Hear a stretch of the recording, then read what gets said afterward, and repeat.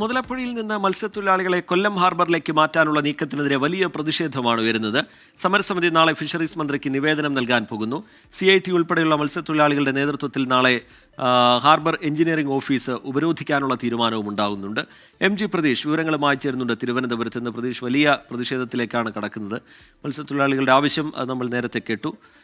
ഏത് തരത്തിലുള്ള തുടർ നീക്കമാണ് ഇതുമായി ബന്ധപ്പെട്ട് സർക്കാരിന് മുമ്പിലേക്ക് അവരുടെ ആവശ്യങ്ങൾ മുന്നോട്ട് വയ്ക്കുന്നതിന് വേണ്ടി ഒരു പ്രതിഷേധ രീതി എന്ന നിലയിൽ അവർ ആലോചിക്കുന്നത്? പ്രതീഷ്,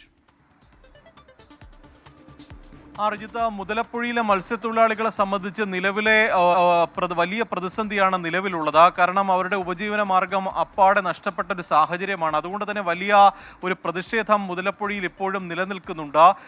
ഇതുമായി ബന്ധപ്പെട്ട ഇന്ന് വൈകിട്ട് സമരസമിതി യോഗം ചേർന്നിരുന്നു. ഈ യോഗത്തിൽ എടുത്ത ചില തീരുമാനങ്ങളുണ്ട്. അതായത് നാളെ ഫിഷറീസ് മന്ത്രിയെ കണ്ട് നിവേദനം നൽകാനാണ് മത്സ്യത്തൊഴിലാളി സംഘടനകളുടെ തീരുമാനം. ഇത് സർക്കാരിനെ അറിയിക്കും. സർക്കാരിൻ്റെ തീരുമാനത്തിനായി 3 ദിവസം കാത്തിരിക്കുമെന്നതാണ് നിലവിൽ സമരസമിതി അറിയിച്ചിരിക്കുന്ന കാര്യം. ഈ 3 ദിവസത്തിനുള്ളിൽ സർക്കാർ എടുക്കുന്ന നടപടികൾ എന്താണെന്ന് മത്സ്യത്തൊഴിലാളികളെ അറിയിക്കണം. അതിനുശേഷമായിരിക്കും മറ്റ് പരിപാടികൾ, അതായത് സമരം കൂടുതൽ ശക്തമാക്കും അല്ലെങ്കിൽ പ്രതിഷേധം കൂടുതൽ ശക്തമാക്കുമെന്നുള്ള ഒരു സൂചനയാണ് എന്തായാലും മത്സ്യത്തൊഴിലാളികളുടെ ഭാഗത്തുനിന്ന് വരുന്നത്. ഇതിനു പുറമെ ഹൈക്കോടതി വിഷയത്തിൽ ഹൈക്കോടതിയെ സമീപിക്കാനും സമരസമിതി തീരുമാനമെടുത്തിട്ടുണ്ട്. നേരത്തെ അനിശ്ചിതകാല ഒരു സമരവുമായി മുന്നോട്ട് പോകാനായിരുന്നു തീരുമാനം. പക്ഷേ ഈസ്റ്റർ വരുന്നത് കൊണ്ട് തന്നെ അനിശ്ചിതകാല സമരം ഇപ്പോൾ വേണ്ട എന്നതാണ് മത്സ്യത്തൊഴിലാളികളുടെ നിലപാട്. പക്ഷേ സർക്കാരിൽ നിന്നൊരു അനുകൂല നിലപാട് ഉണ്ടായില്ലെങ്കിൽ കൂടുതൽ പ്രതിഷേധം കടുപ്പിക്കാനാണ് തീരുമാനം. ഇതിന്റെ ആദ്യ പടിയായി തന്നെ നാളെ ഹാർബർ എഞ്ചിനീയറിംഗ് ഓഫീസ്